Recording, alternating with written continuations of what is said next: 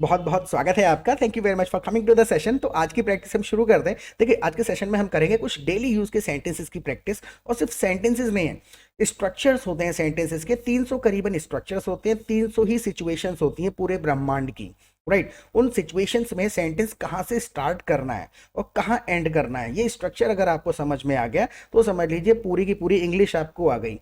Sentences बनाए नहीं जाते हैं, मॉडिफाई किए जाते हैं। तो उन स्ट्रक्चर्स को हम यहाँ पे डिस्कस करेंगे, किस सिचुएशन में कहाँ से स्टार्ट करना है सेंटेंस। हर सेंटेंस का ग्रामर साथ के साथ डिस्कस करते हुए चलेंगे ताकि कंसेप्ट क्लियर हों और इनके बेसिस पे फिर आप दूसरे सेंटेंसेस बना पाएं। So I be sharing my screen with you. Screen में आपके साथ मैं शेयर कर देता हूँ। The session is not gonna be very long, it will hardly be 15 minutes. So please stay tune and watch it to the end. पूरा देखिएगा, logic आपको समझ में आ जाएगा, how the English is spoken naturally. Okay, इन चीज़ों को बोलने का अगर कोई आइडिया आपके माइंड में भी आता है, तो एक बात को कई तरीके से कह सकते हैं। तो प्लीज़ अपने सेंटेंसेस कमेंट सेक्शन में लिखिएगा। आपके सेंटेंसेस ठीक होंगे then I give you a like, और गलत होंगे तो हम उसको सही कर देंगे और एक्सप्लेन कर देंगे कि गलती कहाँ पे हुई है। ओके, देखिए पहला तरीका देखिए। भले ही तुम में दिमाग कम है लेकिन कॉन्फिडेंस बहुत है। हर सेंटेंस को दो तीन तरीके से बोल के देखेंगे, ग्रामर के हिसाब से भी और इजी तरीके से भी। ओके, भले ही तुम में दिमाग कम है लेकिन कॉन्फिडेंस बहुत है। राइट, देखिए भले ही कि कोई इंग्लिश नहीं है, ऑल दो है इसका मतलब, तो हमें अपने हिंदी पहले समझनी पड़ती है। स्टार्टिंग में हिंदी समझनी पड़ेगी आपको। Although you are short on intelligence, you are long on confidence. अब इसका लॉजिक समझिए, ग्रामर समझिए साथ के साथ। देखिए इसमें जब ऑल दो कह रहे हैं, इसके जगह आप इवन दो भी कह सकते हैं। इवन दो ऑल दो का और ज्यादा एम्फेसाइज वर्जन है, और ज्यादा आपने एम्फेसाइज कर दिया उस पर। सो इवन दो ये शॉर्ट ऑन इंटेलिजेंस। देखिए जब हम यहाँ कह रहे हैं शॉर्ट ऑन इंटेलिजेंस, जब भी हमारे पास कोई चीज कम होती है तो उस पर शॉर्ट होते हैं हम। जैसे मेरे पास पैसे कम है, I am short on cash. Right, हम उस बंदे को कह रहे हैं ये शॉर्ट ऑन इंटेलिजेंस, ये लॉन्ग ऑन कॉन्फिडेंस। एक और लॉजिक इस सेंटेंस से समझना जरूरी है। जैसे कि यहाँ पर हम हिंदी में कह रहे हैं लेकिन, भले ही तुम्हारे पास दिमाग कम है, भले ही तुम में दिमाग कम है लेकिन कॉन्फिडेंस बहुत है। लेकिन इसमें हम बट का इस्तेमाल क्यों नहीं कर रहे हैं? देखिए कोई भी सेंटेंस जहां पर हम ऑल दो, even though, despite, how ever emphasise करने वाले एक्सप्रेशन अगर यूज कर लेते हैं स्टार्टिंग में, फिर उसमें बट का इस्तेमाल नहीं होता है। वो अलग अलग सेंटेंसेस करके बोल दिए जाते हैं। However if you want to use but here in this sentence, the sentence will still remain grammatically correct। फिर भी वो ठीक रहेगा। आप ऐसे बोलना चाहें तो आप बोल सकते हैं although you're short on intelligence but you are long on confidence। ऐसे कह देंगे तब भी वो सेंटेंस ठीक रहेगा, लेकिन जबरदस्ती दो बार साउंड कर जाएगा उस बंदे को जो हिंदी नहीं जानता है। राइट, अब आता है शब्दों का खेल। Vocabulary is not a problem. Vocabulary की तो कोई दिक्कत ही नहीं है। आप इसको दूसरे तरीके से बना के देखिए। Although you lack knowledge, although you lack knowledge, you are full of confidence. तब भी बात वही रही। अब तीसरे तरीके से बना के देखिए। Although you lack knowledge, you are so confident. तो ये छोटी छोटी चीजें हैं कि you are full of confidence and you are so confident. ये सारी चीजें हमको कैसे समझ में आएंगी? इनका कोई लॉजिक और रूल तो नहीं होता। इनका बस सीखने का एक ही तरीका होता है, you listen to the English as much as you can. जितना हो सके जब टाइम मिले इंग्लिश को सुनिए, साउंड्स को याद करिए, साथ साथ रिपीट करिए। मिमिक करेंगे तो याद होने लगेंगे। राइट, जैसे मेरी जगह आके देखो। अब सामने वाला बंदा कह रहा है कि मेरी जगह आकर के देखो, यानी मेरी लाइफ जी के देखो। इस हिंदी को ट्रांसलेशन करके देख लें तो मजा ही नहीं आएगा। फीलिंग समझ गए आप कि जो मैं महसूस, जो मेरी कंडीशन है वो करके देखो झेल के। राइट, अब इस बात को हमें फीलिंग समझ गए तो 100 तरीके से कह सकते हैं। देखिए कितने तरीके हैं। देखिए try being in my place, try being in my place. अब देखिए यहां पर क्या कहा जा सकता है। लिटरली आप इस ग्रामर के हिसाब से भी कह सकते हैं try to be in my place, मेरी जगह पर आकर के देखो। राइट, यहां पर आईएनजी हमने लगा दिया बी के साथ, try being in my place, यानी हम कंटिन्यूटी बताने की कोशिश कर रहे हैं। देखिए बी का मतलब होता है होना, इसके साथ हमने आईएनजी लगा के कंटिन्यूटी जता दी। Try being in my place यानी कि मेरी जगह पर आओ और इसको एक्सपीरियंस करो कुछ समय तक, मेरी जगह रह के देखो। Try being in my place, तो आईएनजी जहां भी सुनते हैं आप हैव के साथ हैविंग सुनते हैं, बीइंग सुनते हैं, तो वहां पर आईएनजी का मतलब है कंटिन्यूटी। राइट, अब इसी चीज को आप दूसरे तरीके से बोलना चाहें तो आप एक तरीके से और बोल सकते हैं walk a mile in my shoe, walk a mile in my shoe. इसमें भी देखिए कंटिन्यूटी जताई जा रही। ये आपने एक ये फ्रेज सुना होगा, we are in the same shoe, we are in the same shoe. इसका मतलब वही है कि हमारी कंडीशन सेम है। तो यहाँ पे कहा जा रहा है walk a mile in my शू, यानी कि 1 माइल तक लगभग चल के देखो, यानी लॉन्गर ड्यूरेशन एक्सपीरियंस करके देखो। Walk a mile in my shoe. Right, look at the next sentence. तो जब आप सुनते हैं ना तो थोड़ा बहुत मॉडिफिकेशन इन्हीं चीजों में करते चले जाते हैं, लेकिन ग्रामर के रूल सीख के सेंटेंसेस बनाने की कोशिश नहीं करनी है। पहले सेंटेंस सुनो, नहीं समझ में आता है तो उसका ग्रामर समझने की कोशिश करो। लेकिन पहले ग्रामर समझ के जैसे हैज हैव के आज मीनिंग सीखने बैठूंगा मैं, तो वो तरीका सही नहीं होता है, क्योंकि उसके हजारों मीनिंग हो सकते हैं। राइट। आप पूरा सेशन देखिए, ये कोई मजाक की बात नहीं है। मान के चलिए अगर हम ये कहना किसी को, ये कोई मजाक की बात नहीं है, फीलिंग आपको पहुंचानी है, आप सिंपल कह सकते हैं it's not a joke. Right, it's not a joke, आपने कह दिया। लेकिन अब आपको थोड़ा एम्फेसाइज करना आना चाहिए, it's no matter of joke. देखिए इसमें बताने का तात्पर्य क्या है, किसी भी सेंटेंस में आपको एक नॉर्मल नो मिलता है सुनने को। अब दूसरे सेंटेंस से समझ के देखिए। मान के चलिए मैं ये कहूं आई डोंट हैव मनी, मेरे पास पैसे नहीं है। अब मैं इस चीज को दूसरे तरीके से कहूं I have no money, I have no money. जब हम नो इस्तेमाल कर रहे हैं सेंटेंस में, इसका मतलब बिल्कुल नहीं है, I don't have money at all. Right, तो यहां पर अगर आप इट्स नॉट ए जोक, थोड़ा सा इजी वर्जन हो गया। आप it's no matter of joke, तो थोड़ा सा इंग्लिश के हिसाब से एम्फेसाइज हो गया कि बिल्कुल भी मजाक की बात नहीं है। तो किसी भी सेंटेंस में आप नो वर्ड सुनते हैं तो इसका मतलब बिल्कुल नहीं है। राइट, एम्फेसाइज वर्जन होता है वो। Look at the next sentence. उससे अभी बात मत करना, वो झगड़ा करने पर तुला हुआ है। अब देखो ये हिंदी का एक बनावटी सेंटेंस है, तुला हुआ है। तुला हुआ मतलब कोई मीनिंग ही नहीं बनता इसका, लेकिन समझ रहे हैं हम। अब इसका लिटरल ट्रांसलेशन कर देंगे तो फिर अटक जाएंगे। लेकिन आपसे एक रिक्वेस्ट है, 10,000 सब्सक्राइबर होने में कुछ नंबर्स बाकी हैं, तो please be my angel and hit the subscribe button. Lal button दबा दीजिए, सब्सक्राइब कर लीजिए। और दूसरा, आप हमारी लाइव क्लासेस अटेंड कर सकते हैं। देखिए लाइव क्लासेस के दो फायदे होते हैं। सबसे पहले तो हम आपको अपने कम्युनिटी में, अपने ग्रुप में ऐड कर लेंगे, जहां पे आप दूसरे पार्टिसिपेंट्स के साथ रियल सिचुएशन में प्रैक्टिस कर पाएंगे, which is most important part of learning. जब तक आप रियल सिचुएशन में प्रैक्टिस नहीं करेंगे, तब तक मैं बताता हूं नुकसान क्या है। अकेले जब हम प्रैक्टिस करते हैं, क्या करते हैं हम, ये सेंटेंस हिंदी में सोचते हैं, इसका ट्रांसलेशन बनाते हैं, वही नहीं करना है। राइट, रियल ग्रुप में क्या होता है कि 200-300 पार्टिसिपेंट्स होते हैं, तो रियल सिचुएशन में आपस में बातें करते रहते हैं कि भैया मैं सो रहा हूँ, जग रहा हूँ, मेरे घर मेहमान आ गए हैं, बच्चे ने दूध फैला दिया, तो उसके रिस्पॉन्स में लोग लिख रहे होते हैं। तो रियल सिचुएशन में क्या कहना है और कितने तरीके से कहना है, वहां पे ब्रॉड इंग्लिश आपको पता चल जाती है। और दूसरा, माहौल मिल जाएगा, फ्रेंड्स मिल जाएंगे। जब भी आपको प्रैक्टिस करनी है, आप किसी को कॉल कर सकते हैं परमिशन लेकर के। जब फ्रेंड्स वगैरह बन जाते हैं, गूगल मीट है, जूम है, लोग 3-4 लोग मिलकर किसी भी टाइम मीटिंग स्टार्ट करते हैं, किसी भी मुद्दे पे बात करना शुरू करते हैं इंग्लिश में, तो वहां पे जब आप प्रैक्टिस करेंगे ना, लेवल पता चलेगा, कितना अटक रहा हूँ, कितना बोल पा रहा हूँ। जब प्रॉब्लम पता चलेगी, अपना लेवल पता चलेगा, फिर शाम को हमारी लाइव क्लासेस होती हैं, तो वहां पर भी simply come together and we discuss anything in English for 2 hours. 2 घंटे डिस्कशन करते हैं कि भैया ये दिन में मैंने एक सेंटेंस सुना, इसका मुझे ग्रामर समझ नहीं आया, या फिर मैंने ये सेंटेंस बनाया है, ये मेरा जो इंटेंडेड मीनिंग है इससे जा रहा है या नहीं जा रहा, और कितने तरीके से बोल सकते हैं इसको, तो डिस्कस करते हैं वहां पर कंसेप्ट को। तो ऐसे सेशन में जब 1.5-2 घंटा रोजाना बिताएंगे, 150-200 नए नए सेंटेंसेस सुनेंगे, साथ के साथ उनका स्ट्रक्चर ग्रामर समझेंगे, तो 15-20 दिन में कंसेप्ट क्लियर हो जाएंगे, डाउट्स क्लियर हो जाएंगे, and you will start speaking English fast, fluently and naturally the way you want to speak. Right, और फीस की बिल्कुल चिंता मत करिएगा, बहुत ही छोटा सा अमाउंट है। सो प्लीज सब्सक्राइब जरूर कर लीजिएगा। 10,000 सब्सक्राइबर्स पूरे करने हैं मुझे, और लाइव क्लासेस में आइए, आपका मोस्ट वेलकम है। Okay, let's get back to it now.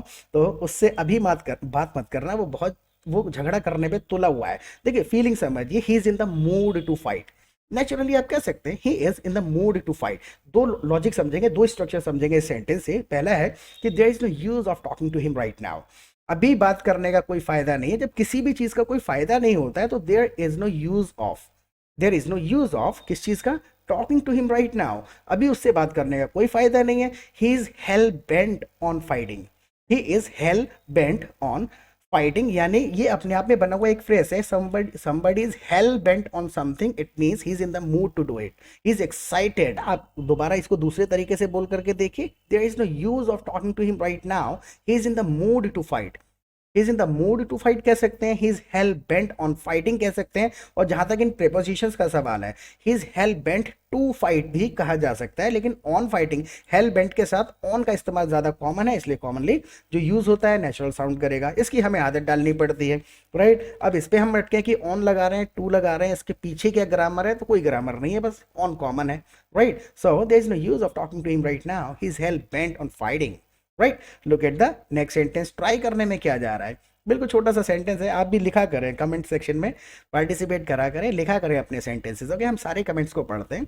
Try करने में क्या जा रहा है, so what's the harm in trying, what's the harm in trying, try करने में क्या जा रहा है। अब हमें किसी को कई बार कहना होता है, वो 1-2 दिन में आ जाएगा। ये जो स्ट्रक्चर, इसमें वर्ड ऑर्डर देखिएगा बस, वो 1-2 दिन में आ जाएगा। तो हम ट्रांसलेशन के हिसाब से अगर बनाएं तो हम इसको ऐसे कह सकते हैं, he will come in 1 or 2 days। जो वर्ड ऑर्डर है वही हमने इसमें यूज कर दिया, he will come in 1 or 2 days। लेकिन इंग्लिश में थोड़ा सा स्ट्रक्चर अलग होता है, he'll come in 1 day or 2। ये थोड़ा नेचुरल साउंड करेगा, लेकिन अगर आप ये भी कह दें he will come in 1 or 2 days, तब भी ग्रामेटिकली करेक्ट है। लेकिन थोड़ा सा इफेक्टिव बोलने के लिए, नेचुरल बोलने के लिए ये स्ट्रक्चर्स वगैरह हमको सीखने पड़ते हैं, वर्ड ऑर्डर सीखने पड़ते हैं, right. So he'll come in 1 day or 2, 1 या 2 दिन में आ जाएगा, right. Look at the next sentence. तो तुम्हें किस बात की जल्दी है?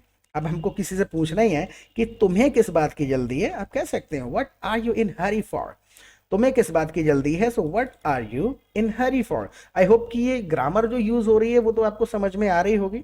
अगर ये ग्रामर समझ में नहीं आ रही तो आप कमेंट सेक्शन में हमको बता सकते हैं, मैं आपको कुछ एक लिंक भेज दूंगा जहां पर आप एक उन सीरीज को देख लेंगे ना, स्टार्टिंग के सेशंस हैं वो, तो वहां पर आपके 10-12 वीडियोस में पूरी ये ग्रामेटिकल कंसेप्ट क्लियर हो जाएंगे। उसके बाद फिर ये ग्रामर की दिक्कत, कोई भी ग्रामर की दिक्कत नहीं रह जाएगी, राइट। तो कमेंट सेक्शन में आप बता दीजिएगा कि मुझे ग्रामर के वीडियोस चाहिए, मैं आपको लिंक शेयर कर दूंगा प्लेलिस्ट का। ओके, आप इसी चीज को दूसरे तरीके से भी कह सकते हैं, तुम्हें किस बात की जल्दी है। रेडीमेड फ्रेज है ये एक, व्हाट्स योर हरी। आप ऐसे कह सकते हैं व्हाट्स योर हरी, आपको किस बात की जल्दी है। तो किसी भी सिचुएशन में आप आए तो आप बोल सकते हो व्हाट्स योर हरी, आपको किस बात की जल्दी है। अब मुझसे किसी ने कहा व्हाट्स योर हरी, मैं कह सकता हूँ मुझे किस बात की जल्दी होगी, मैं तो बस तुम्हें बता रहा हूँ। मुझे किस बात की जल्दी होगी, मैं तो बस तुम्हें बता रहा हूँ, राइट। अब देखो इसमें कई तरीके से छोटे छोटे ग्रामेटिकल रूल्स हैं, साथ के साथ क्लियर हो जाएंगे। देखो इसमें एम्फेसाइज करने के लिए क्या क्या बदला जा सकता है, जैसे कि व्हाई वुड आई हरी, मुझे किस बात की जल्दी होगी। हरी जो है अपने आप में एक वर्ब भी है, right. So why would I Hari, I am just letting you know, मैं तो बस तुमको बता रहा हूं। अब देखिए यहाँ पर ये भी कहा जा सकता है why would I Hari, I am just telling you, I am just telling you. थोड़ा सा स्ट्रेट फॉरवर्ड वर्ड है, हैवी वर्ड है। यहाँ पर हम कह रहे हैं ना, जैसे हिंदी का एक एक्सप्रेशन होता है, हम कई बार कह रहे हैं, कई बार हम कहते हैं कि मैं तो बस आपके कान में डाल रहा हूँ, राइट। तो हमारा क्या तात्पर्य होता है, मैं बहुत ज्यादा फोर्सफुली नहीं बता रहा आपको, राइट। मेरी बहुत ज्यादा इंटेंशन नहीं है, बस आपके कान में डाल रहा हूं। तो ये वो वाला एक एक्सप्रेशन होता है, I am just letting you know, बस आपको बताने, इन्फॉर्म कर रहा हूं मैं, राइट। तो ये थोड़ा सा हमको फील पता होना चाहिए, जो वर्ड है उसके पीछे फीलिंग क्या है। वर्ड का मीनिंग नहीं होता है, फीलिंग होती है, राइट। इसके अलावा आप इस चीज को ऐसे भी कह सकते हैं वाई वुड आई हरी, मैं चिंता क्यों करूंगा, I am just letting you know. इसकी जगह आप कह सकते हैं वाई शुड आई हरी। आप यहाँ ऐसे भी कह सकते हैं मैं चिंता क्यों करने लगा। मान के चलिए किसी ने, बंदे ने कहा व्हाट्स योर हरी, आपको कहना है मुझे क्या चिंता होने लगी भाई, तो व्हाई शुड आई हरी। ये थोड़ा एक फॉरवर्ड डिस्कनेक्शन वाला रूड सेंटेंस हो गया, व्हाई शुड आई हरी, मैं क्यों चिंता करूं, राइट। व्हाई वुड आई हरी, ये थोड़ा उसका पोलाइट वर्जन हो गया, right. I am just letting you know, मैं तो बस तुमको बता रहा हूं, राइट। तो ये थोड़ी थोड़ी एनहेंसमेंट जिसको कहते हैं, थोड़ा सा इफेक्टिव साउंड करना चाहते हैं, तो ये चीज़ें सीखनी पड़ती हैं। बहुत ज़्यादा नहीं होता है। अभी आप पहली बार शायद वीडियो को देख रहे होंगे तो हो सकता है स्ट्रेस हो रहा हो, लेकिन ये 200 से ज़्यादा वीडियोस ऑलरेडी अपलोड कर चुके हैं हम, राइट। 30 वीडियोस 10-10 मिनट के अगर आप देख लेते हैं तो उसमें 2-2 बार ये चीज़ें यूज़ हो चुकी होंगी, एक्सप्लेन कर चुके हैं हम। उसके बाद जब आप 30 से 31-32 पे बढ़ेंगे ना, तो फिर आदत में आने लगेगा, राइट। तो आज से ही देखना शुरू करिए सीरीज को, और उससे भी ज़्यादा जल्दी करना है तो लाइव सेशन में आप आ जाइए, कम्युनिटी को ज्वाइन कर लीजिए। ओके, अब देखिए मान के चलिए हमको किसी को कहना ही पड़े बात पलटना तो कोई तुमसे सीखे, लिटरल ट्रांसलेशन तो हमें करना नहीं है। अगर मैं किसी को कहना ही चाहूँ यार बात पलटना तो कोई तुमसे ही सीखे, तो वो क्या करता है, चेंज द टॉपिक कर देता है। अब इतना पता है चेंज द टॉपिक, लेकिन उसको सेंटेंस में फिट कैसे करना है, ये आर्ट है। बस यही फिट करना आना चाहिए, और वो सेंटेंस में फिट ऐसे नहीं होगा, स्ट्रक्चर्स हमको पता होने चाहिए। देखिए इसको कितने तरीके से कहा जा सकता है। पहले तो ऐसे कह सकते हैं someone should learn from you, someone should learn from you to turn the conversation around. अब एक सेंटेंस आपको पता चला, someone should learn from you, तुमसे सीखना चाहिए किसी को, someone should learn from you to change the topic, to turn the conversation around. दोनों तरीके से फिर आगे जोड़ सकते हैं। टर्न द कॉन्वर्सेशन अराउंड का मतलब होता है कि जिस मुद्दे पे बात हो रही है उस मुद्दे को छोड़ के किसी दूसरे मुद्दे पे ध्यान भटका देना, उसका चेंज द टॉपिक का मतलब भी वही है। तो someone should learn from you to change the topic, right. अब मान के चलिए और एम्फेसाइज करके हमको कहना है मैंने खुद तुमसे सीखा है। तुम कह रहे हो कोई मुझसे सीखे बात पलटना, मैंने खुद तुमसे सीखा है। अब खुद पे मुझे एम्फेसाइज करना है, ये हम फीलिंग्स होती हैं, इन फीलिंग्स के साथ हम सेंटेंसेस बोलते हैं।